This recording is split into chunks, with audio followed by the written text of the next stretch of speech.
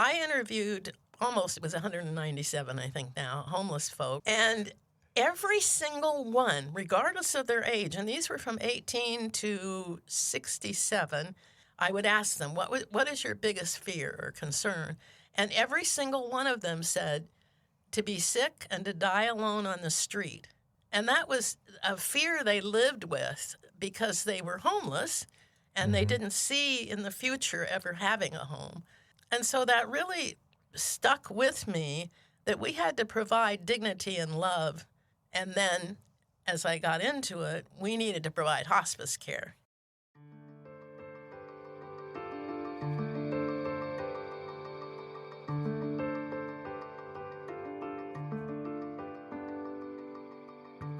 Hi, I'm Jeff Holden.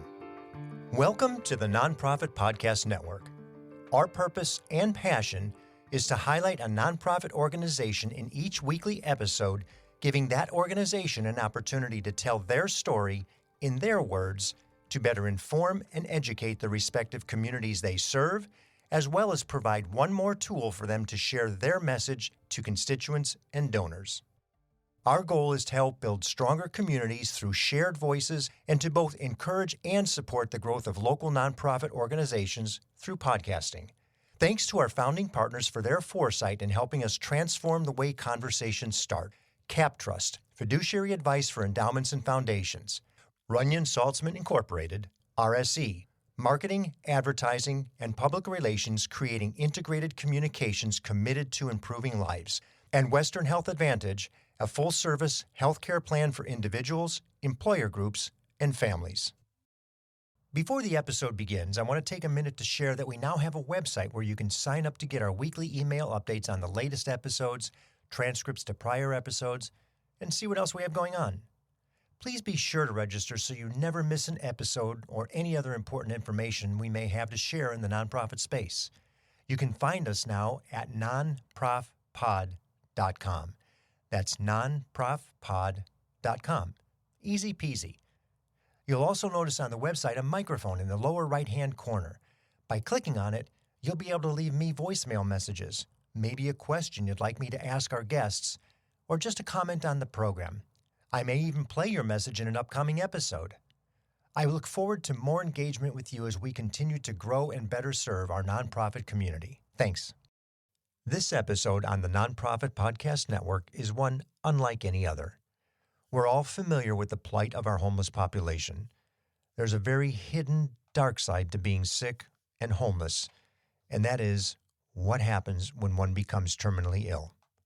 The disease is irrelevant, the outcome is the same.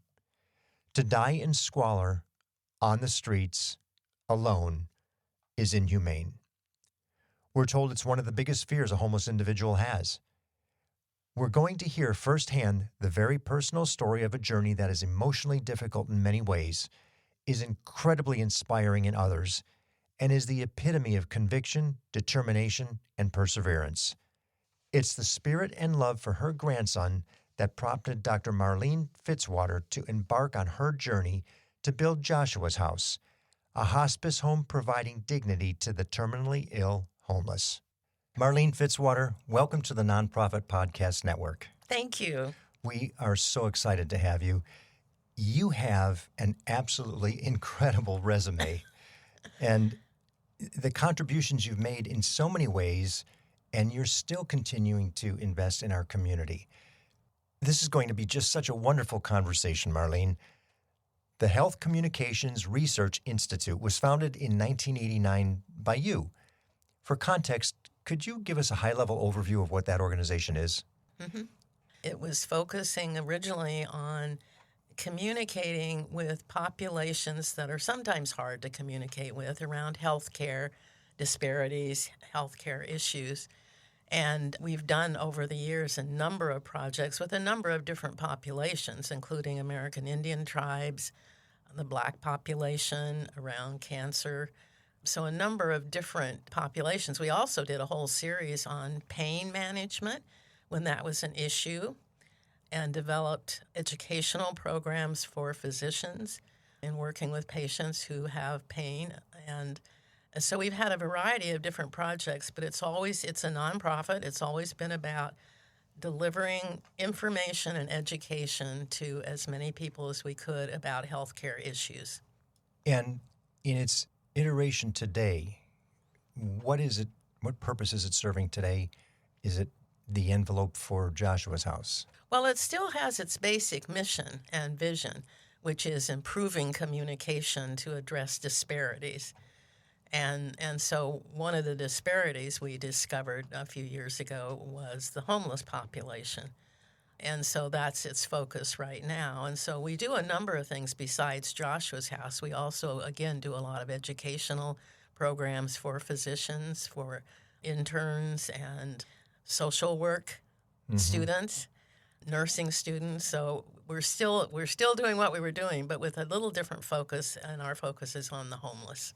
Boy, I can't imagine where you find the energy and time to juggle all the pieces. Almost a general contractor the last 6-7 years. Yes. That's been a whole new trend for me. Yes. And so I had a lot to learn when we made a decision to try to create a place for the terminally ill homeless to go, because a lot of people don't understand that if you're terminally ill and homeless, you don't have access to hospice. Mm-hmm. And we know over the years the importance and significance of hospice care. But if you don't have a home, you don't get hospice. And so that's been our focus for the last 7 years, is creating a facility, some sort of facility or community, where terminally ill homeless folks can be discharged by their health system or hospital to Joshua's house and then be provided with hospice care through their hospital and their health care. Mm-hmm. And we provide everything else. So we would provide comfort care, clothing, meals, trained hospice volunteers. We even have at Joshua's house the first trained and certified end-of-life doulas, which is taking the doula concept and serving people who are terminally ill. If they want someone more close to them and more frequent, they can stay with a patient 24 hours. And so we've added some things to hospice care that didn't exist before, but that's our focus now. And let me ask you how we got there, because it came almost through a circuitous route. Yes. To end up in this situation of serving the homeless. And it really isn't about just oncology or cancer. It's any disease that they may be suffering from, that they're terminal. Exactly.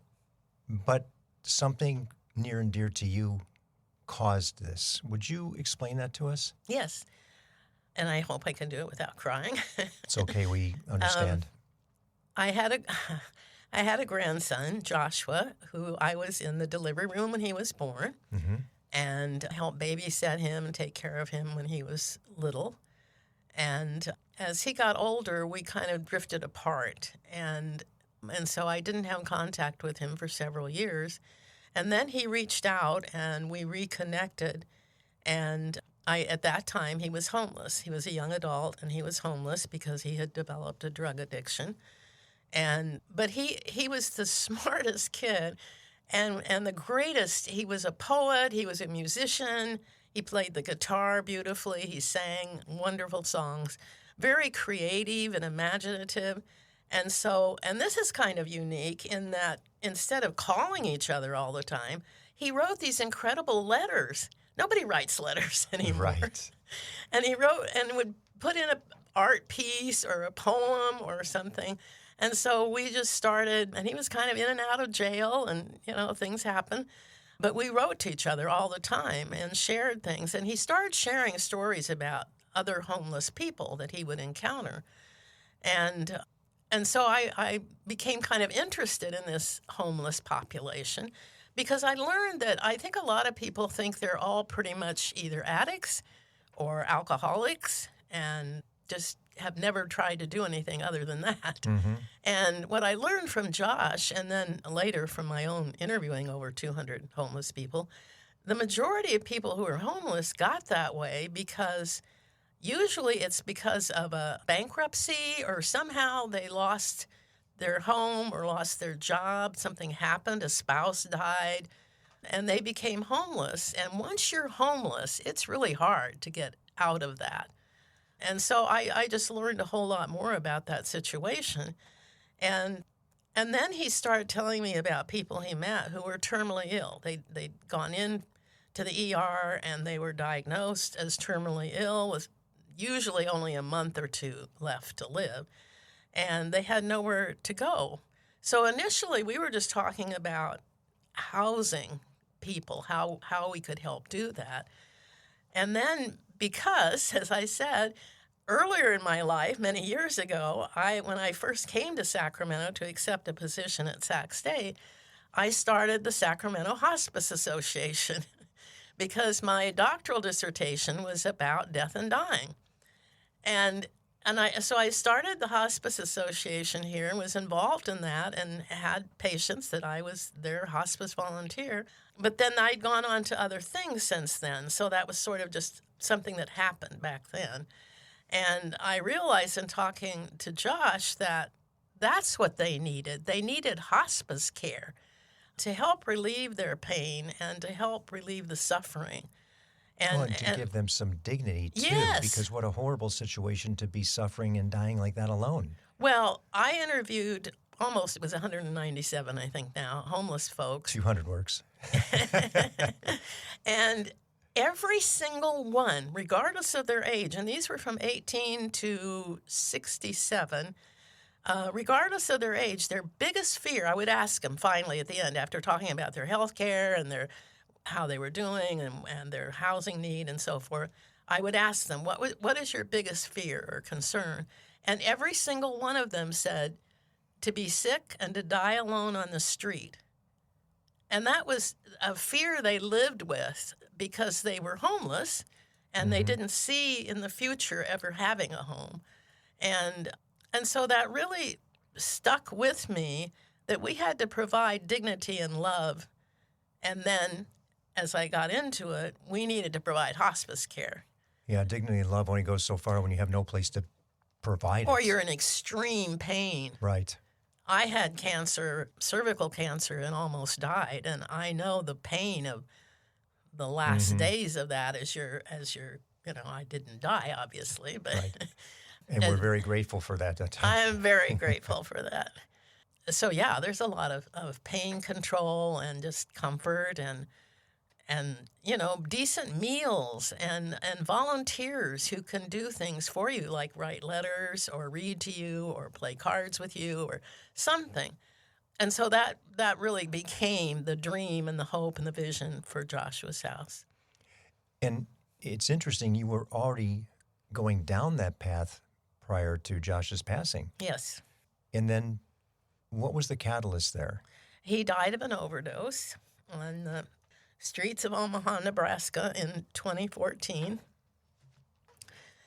And so that's when I made the commitment that I was going to create Joshua's House in his memory. And that's what's kept me going. I mean, I can't tell you how many challenges and problems there have been, but every single time it was for me to go back to that, how much I loved him and cared about him and how horrible that was. So, yeah.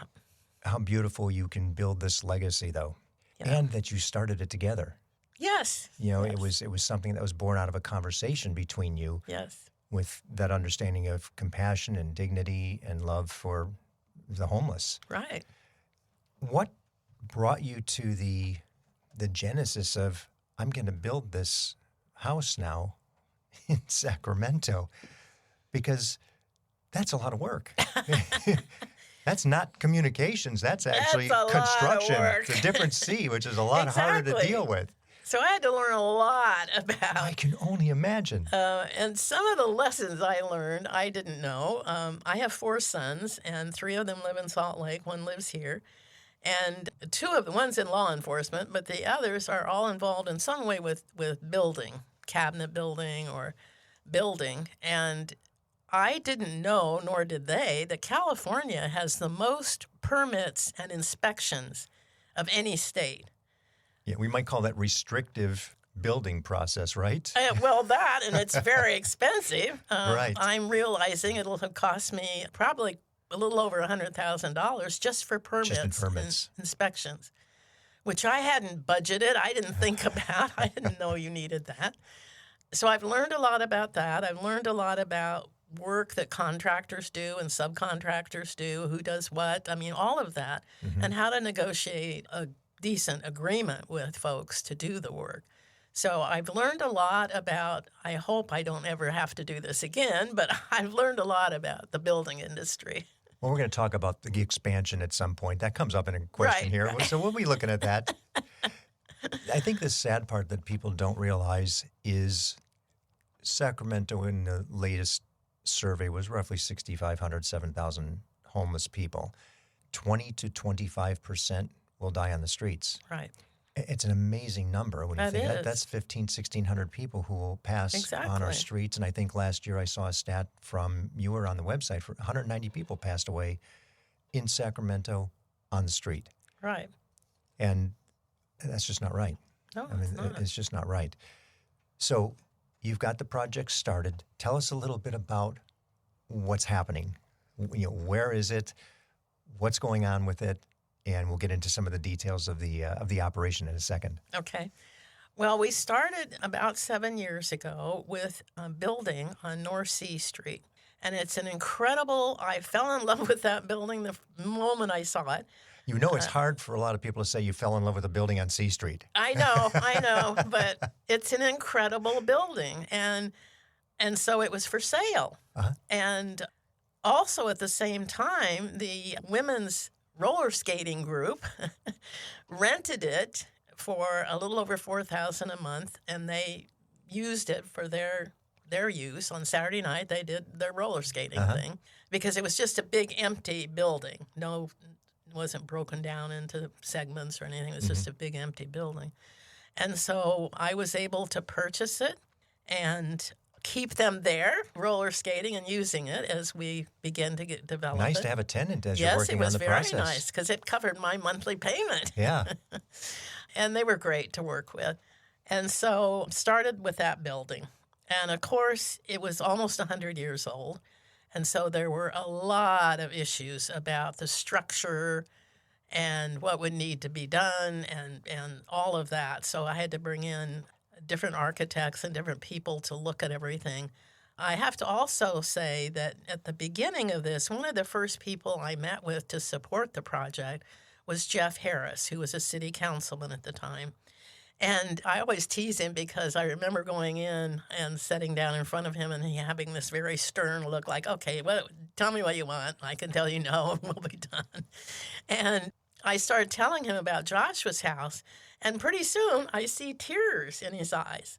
And it turns out that he had just had his mother move in with him and provide hospice care to her until she died.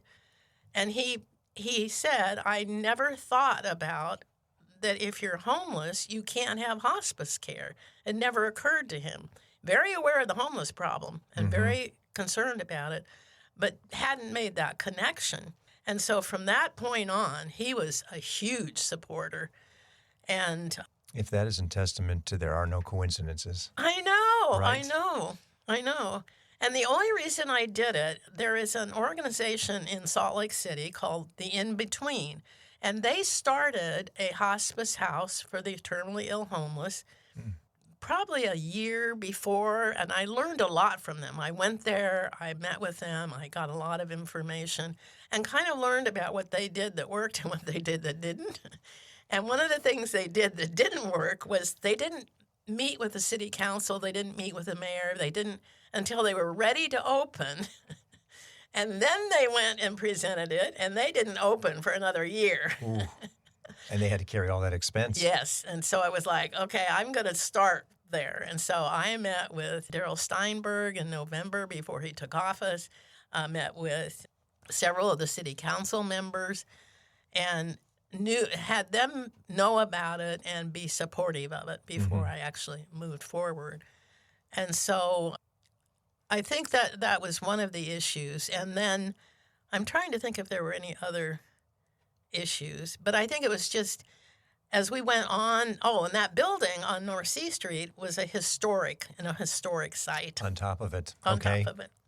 Top of its age. And so that meant we couldn't do certain Right. things we had to do. So after about 2 years, it became really, really clear that we couldn't use that building.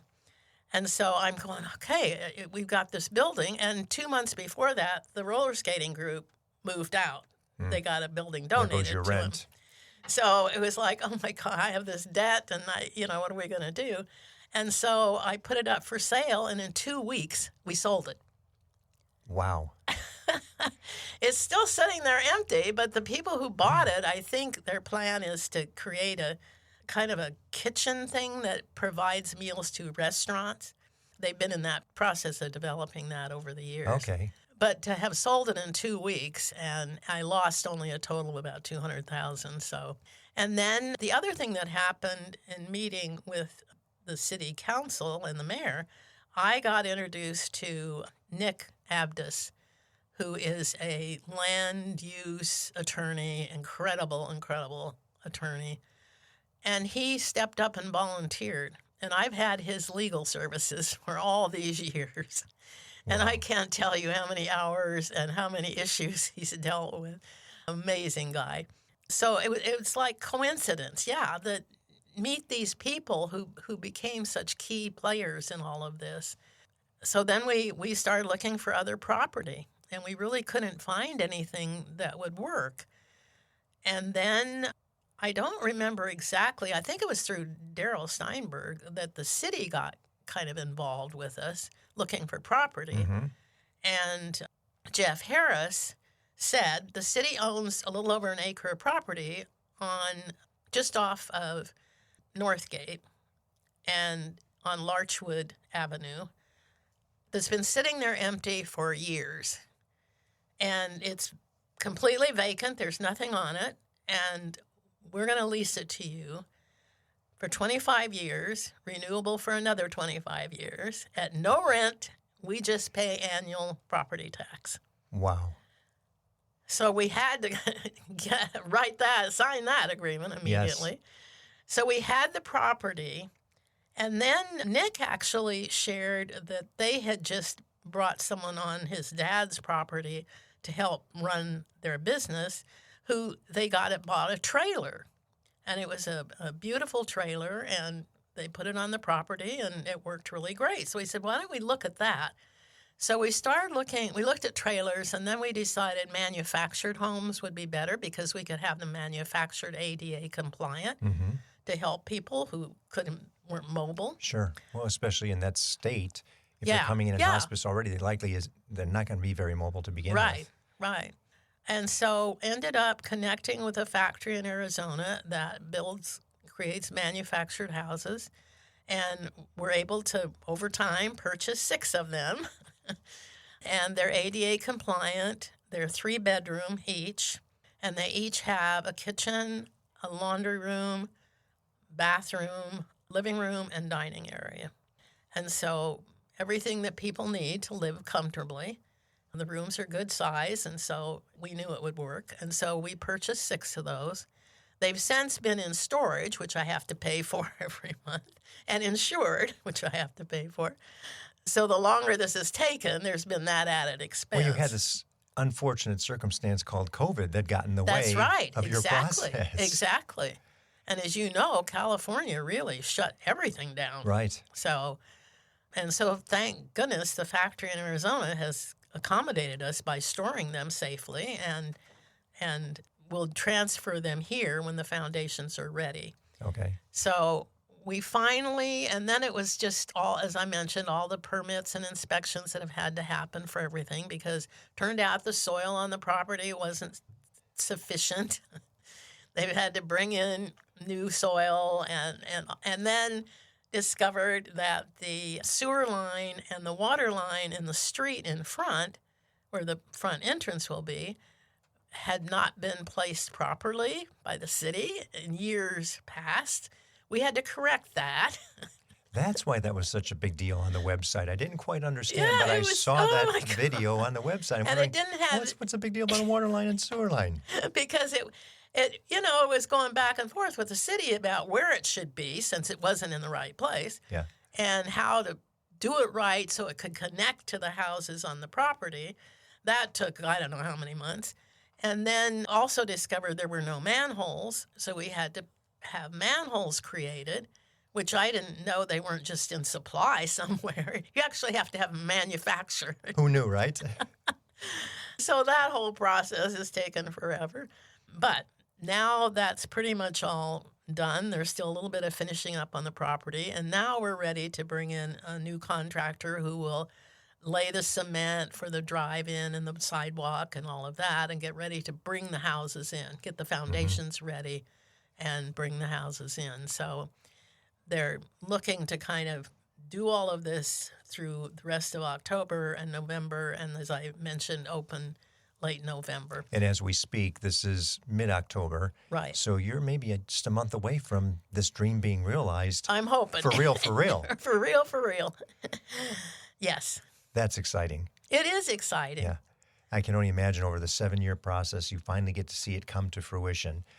You got those water lines and the sewer lines, and now you're down to pads for the properties or for the buildings, the and units landscaping themselves. and fencing. We're going to do wrought iron fencing around with a gate, lock gate, Yeah. that kind of thing. Because we also had some conflict from about 5 neighbors who kind of spread some misinformation. Your number, I think that's 18 units or 18 bedrooms you would have? 6 units, 3 bedrooms? We'll have 15 bedrooms to start Okay. in the 6 homes. We're using one of the houses for offices and storage and training rooms. Sure. But the 5 houses each has 3. There'll be 15 bedrooms. But there is space on the property for 3 more ADA manufactured homes. Okay. And so the goal over the next few years is to get those added so we take up to 25. See, you're already adding. I knew that was going to happen. Well, yeah. As we look at the people you serve, are there any criteria you have for somebody to be eligible to get into the Yes. homes? Yes. Yeah, share that, please. First of all, they could have mild mental health issues if they're on medication and take that. But if they're severely mentally ill, we don't have the capacity, and the hospitals don't have the capacity to care for them in the homes. And so there's some requirements for, and we worked for several years, 3 years, I think, with the healthcare systems. They helped develop the eligibility so they know what they can handle and what they can provide hospice care to. And so that's one, they, fairly mentally alert, mentally healthy. They can't be alcoholic dependent or drug dependent. If they are, they can go through a detox and then come into Joshua's house, but they'd have to agree to do that. That's a beautiful thing because then they're coming in clean and sober. Right. And no smoking in the houses. And pets. A lot of the homeless particularly have dogs. Right. And at first we were trying to figure out how we could let them bring their dogs in with them and stay with them. But that just became a big issue health-wise and everything else. And so what we've done is partner with a nonprofit organization that will take the dog, housebreak them, train them, and place them in a loving home with an agreement that if the patient wants to see their dog, that they'll bring the dog to them to visit. How wonderful. So they can come visit them. They just can't live there. Do you have an idea on the expected average stay in the facility? We're looking at right now, once they're diagnosed as terminally ill and they've been homeless for any length of time, they generally don't last longer than a month or 2. Okay, shorter than I would have expected. Yeah. Okay. Yeah. I mean, just because they aren't, sometimes they're not getting regular treatment anyway, but because of living outside. Right, they're and not that in good shape number, to yeah, begin and with. that number goes up in the cold of winter and the heat of summer because other issues come up. We're going to hear more from Marlene on who she's worked with, who's helped her get this project complete, right after these messages from the people who make our program possible.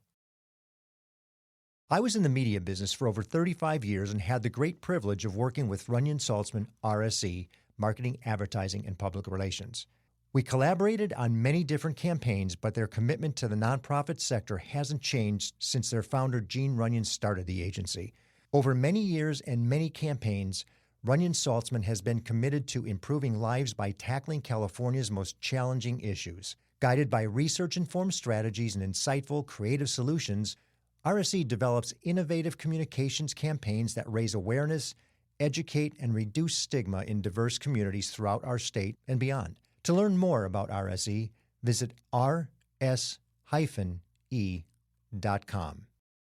Hello, this is Scott Thomas with Cap Trust in our Sacramento office. I specialize in working with local nonprofits and associations. Annually, we survey private and public nonprofit organizations across the country to better understand challenges they see in today's environment.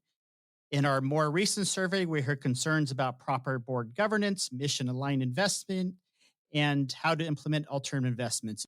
If you would like a copy of the survey or to discuss your organization, look me up, Scott Thomas at captrust.com. I'm thrilled to have Western Health Advantage partnering with us as they do so much to support so many nonprofit agencies in our community. As a truly local health plan, you'll find individual and family options, employer options, plans for CalPERS and Medicare Advantage. From medical services to pharmacy, health and wellness support, as well as behavioral health care, Western Health Advantage has a plan that fits what you need. As an employer, for profit or nonprofit business, individual or family, you can find more at westernhealth.com. As far as the people that you're collaborating with, you mentioned one already. That's great to hear. You have, an animal facility that's able to work with the dogs or cats, whatever their pet might be. Who else do you collaborate? Who else has been instrumental and will continue to be instrumental in the project? Well, I certainly think that hospitals and healthcare systems, they've been part of this since the beginning. And so they're certainly very much involved. It will save them an immense amount of money to have a place to place these folks. Well, to keep them out of the ER all the time. Exactly. And are they volunteer, or is it a paid service in some way, shape, or form? Well, volunteer in terms of the patient and Joshua's house and who provides that. But they can bill if the person has Medi-Cal. There's a way for them to bill Medi-Cal for the care. But the care is provided regardless of what they have, what insurance or whatever they have. That's wonderful. How about anybody else? Community organizations I don't think it's going to be an issue because once you exist, your capacity is so small. I think it's just going to be so obvious. You'll be full all the time. But how are people learning about you? Who's out there? Who else do you interface with? Is it law enforcement who sees people on the street? Yes, very much interact a lot with law enforcement, interact a lot with churches. A lot of churches now are providing beds for homeless people or meals for homeless people. So work a lot with the churches and the synagogues. Work a lot with community groups like Natomas, where we'll be located, with their chamber. And so doing everything from speaking and sharing information about Joshua's house, but also ways that they can volunteer and help if they're interested. They've also helped us with fundraising a lot. And as I mentioned, the city and the county, the city especially has been very helpful and very supportive. And the county has been really good about that. So, and then groups, a lot of the homeless now, sadly, are veterans. And so working with vet groups and associations that help veterans, doing a lot with them. So it's pretty much almost any nonprofit that has anything to do with the homeless. Yeah. We reach out and let them know, and how can we help you and how you can help us. And that's certainly something we'll be doing, too, to make sure as we have them come through and sit in that chair to share, did you know about? Yeah, that would be great. In so many cases, it happens so often where somebody's not aware. Exactly. Like, you didn't know? How did you not know that? This is right in your wheelhouse. Right. And Perry Communications Group has been kind of our marketing and PR folks, and they've created a biweekly e-newsletter. We've got almost 2,000 subscribers to that. And so it helps to get the word out. And also, I have to say, we just reached an agreement with SMUD, and they're providing all of their services free. You're kidding. Including, once we open, they believe we'll qualify for a community-based program. Yes. That we wouldn't have to pay extreme electric bills. Mm-hmm. I can't tell you how many times we have somebody, again, in this seat. The organizations that come up, there are several that are every single time. SMUD's one of them, Rayleigh's is the other.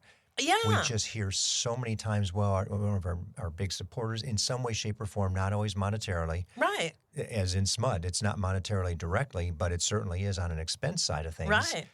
And they've covered, I mean, there obviously are huge costs of putting electricity into the site, and they've covered all of that. That's fantastic. So they've been fantastic. Tell me a little bit about the budgeting. What's the expected annual revenue expense of the operation that you anticipate at this point? Well, let me tell you how it's going to work, because at my age, I know I can't run Joshua's house. Right. And I would like to do a couple other things before I leave this planet. Well, we still three more units have to get onto the property, well, yeah, right? I'll help with that. And so once Joshua's house is completed and ready to open, I'm turning it over to YOLO Cares, which is probably one of the only nonprofit hospices in the area anymore. And they've been around for over 30 years. Incredible organization. And the CEO, Craig, has been part of Joshua's house since day one. Mm-hmm. He was on our board. He's been part of it. And as we've gotten to know each other, we've discovered our former paths. We've kind of gone along the same path. I was really active in the AIDS movement and the care for AIDS, and so was Craig in Chicago. And then he was brought here to head up YOLO Hospice. Now it's called YOLO Cares, but I'm turning it over. So they will operate it. They already have staff lined up, a CEO and a manager and nursing staff and everybody they need. They're anticipating a little over, I think, $200,000 a year to run it. Mm-hmm. But they've already gotten money in place and grants in place to help cover that cost. Fantastic. That's so great. that they don't have to worry about it, at least from the beginning. Right. And I know that people, Craig's, and I'm going to be on their board as long as I want to be sure this is done the way I want it. But Craig and I have already had so many conversations, and we both really agree on the mission and vision and what we want to do. What a perfect collaboration that turned out to be, right? God, it did. And it's one of those, again, that right. How I have met someone like that, and so I'm grateful. I'm very grateful. One of my sons keeps saying, "Josh is up there working, Mom." Yes, he is. Well, he's getting to pull the strings from the top. That's right. The fundraising elements of it. Let's talk a little bit about that. And I'm going to give you a vision piece first. If money wasn't an object, I know this is the fun part, right? What would that look like? What do you see it looking like? Well, I know it wouldn't have taken 7 years. This is true. I'd probably be younger. It just would have saved a lot of heartbreak and working 10-hour days and concern, and it would have happened faster. We would have opened faster. And we probably, if money was no concern, we'd probably have a bigger facility because we know the need's there. Yes. So, yeah, I think it would be bigger and it would have happened sooner. We would have been open. And I can see just from the story and the need that the opportunity is there if that funding continues, if there's an opportunity to continue. You get 3 and you can get that many on that property. What's the next parcel? Where does somebody else have one they would like to donate? It's a well-cared-for facility versus some of the other options that could happen in a particular neighborhood. Right. So what a big plus that is. Yes. And I'm sure it'll be nicely done in terms of its landscaping. It's going to be beautiful. Right. It's right across the street from a grade school. So we did have some pushback from the principal. And like I said, there have been about 5 neighbors who've done everything in their power to prevent this from happening. But there's also been an incredible number of parents and grandparents of children in that school who've written wonderful letters about how their children want to be involved. They want to volunteer and bake cookies. Taking the words right out of my mouth. And they see that as such an opportunity for their children to learn about compassion and caring for each other. Right. And so that's been great. So I think, and I have met with people who've flown in from all over the United States who want to create something like Joshua's house somewhere else. And I'm happy to give advice, to share plans, to do anything they need to help support that. Because we're going to need a lot of these across the country. unless we put every homeless person in a house. Not going to happen. Not going to happen.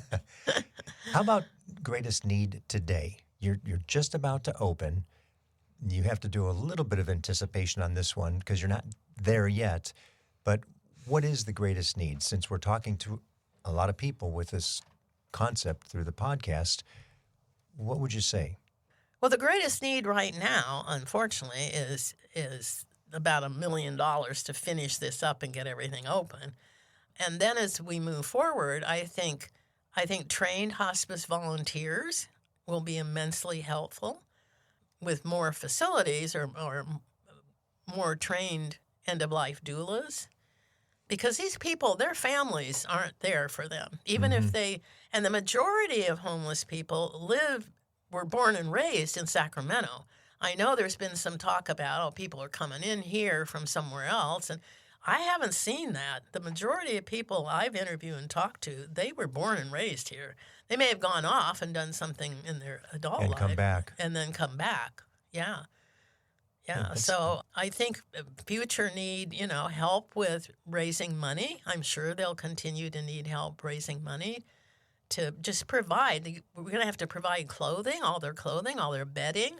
I'm having to buy hospital beds and, furnish the houses so they're comfortable. Mm-hmm. The Sacramento Rotary has donated about $10,000 worth of 20 beautiful leather recliners and throw rugs and floor lamps that they've been holding in storage for us. So we have some things like that. But I think just, those things are going to wear out. Clothing's going to wear. I mean, I think there'll be continuous need for things like that.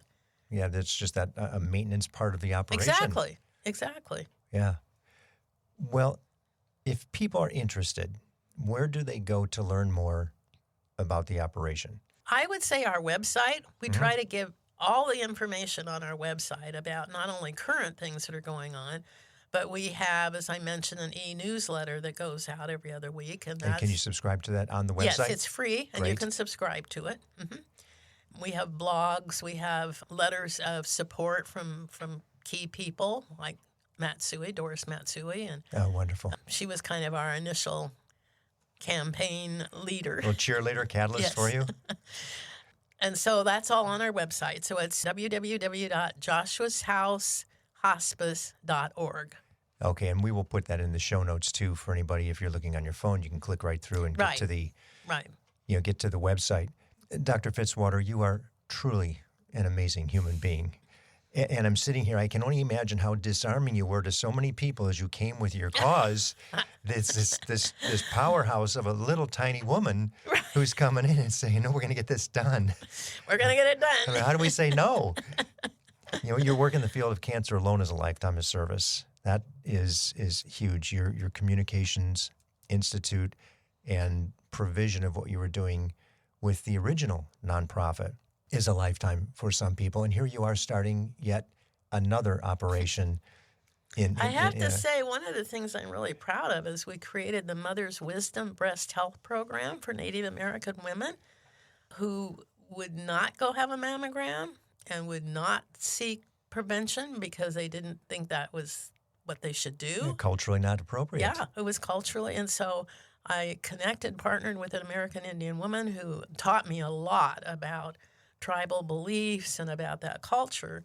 And together with a group of American Indian women, we created the Mother's Wisdom Breast Health Program, which is still being carried on in tribes to get Native American women to have mammograms and seek preventative care and treatment. I'm afraid if we go on, we're going to keep There's identifying the same things. So if we'd be going for another hour of the stuff that you originated. Well, realizing a vision of this magnitude with what you're doing with Joshua's House and completing the project, and I understand we may even have some good news by the time this airs with regard to that $1 million. Exactly. Go ahead and share that. Okay. Well, I'm very happy to report that the county, Emily with the county, has stepped up, and she, in a matter of weeks, has managed to come up with a little over $1 million.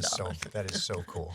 So Anthem Blue Cross, she was able to work with them, and we're getting a $400,000 grant from them. And then we're getting over $600,000, I think it's $687,000 from the county, which will give us all the money we need to finish the project and furnish it and have it open before the end of the year. That's amazing. It is amazing. Just amazing. And it's so exciting to be here to be able to share that. Absolutely. So when people do listen, they'll go, oh, gosh, $1 million. She's not going to get it. She's not going to make it. And then by the time the episode's over, we will have it. You got the notice that it came in. Well, giving dignity at life's end for those who are most in need and forgotten and alone is a monumental task and one that deserves a tremendous amount of recognition. So thank you so much for what you're doing, and I cannot wait to see the grand opening of Joshua's house. I can't wait either. Thank you so much for having me on. Thank you. Thank you for listening to the Nonprofit Podcast Network. I hope you enjoyed the episode. If what you heard moved you, please reach out to that organization and do what you can to help. If you like and appreciate what we're doing to support local nonprofits, please give us a positive review, subscribe, and share. If you're a nonprofit with an interest in participating in an episode, you can reach me at jeff@hearmenowstudio.com. If you have a need for the services or products our sponsors offer, please reach out to them. Cap Trust, fiduciary advice for endowments and foundations, Runyon Saltzman Incorporated, RSC, marketing, advertising, and public relations, creating integrated communications committed to improving lives, and Western Health Advantage, a full-service healthcare plan for individuals, employer groups, and families. The Nonprofit Podcast Network is a production of, is recorded at, and edited by Hear Me Now Studio.